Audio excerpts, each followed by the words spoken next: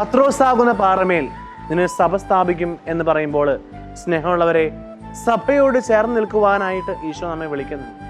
സഭ പഠിപ്പിക്കുന്ന കാര്യങ്ങൾ, സഭ പറയുന്ന കാര്യങ്ങൾ അത് കേൾക്കുവാനും അതനുസരിക്കുവാനും നാം വിളിക്കപ്പെട്ടിരിക്കുന്നു. സ്നേഹമുള്ളവർ, പലപ്പോഴും സഭയിൽ നിന്ന് അകന്നു പോകുന്നവരാകാറുണ്ട്, സഭയെ കുറ്റപ്പെടുത്തുന്നവരാകാറുണ്ട്.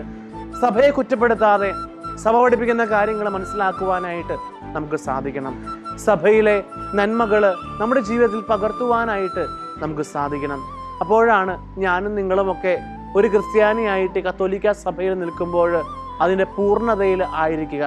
അല്ലെങ്കിൽ പലപ്പോഴും തെറ്റ് കണ്ടുപിടിക്കാൻ മാത്രം നടക്കുന്നവരായി മാറാൻ ഇടയാകാറുണ്ട്. അങ്ങനെ സംഭവിക്കാതെ സഭയിൽ വേരൂന്നി ജീവിക്കുവാൻ നമുക്ക് സാധിക്കട്ടെ.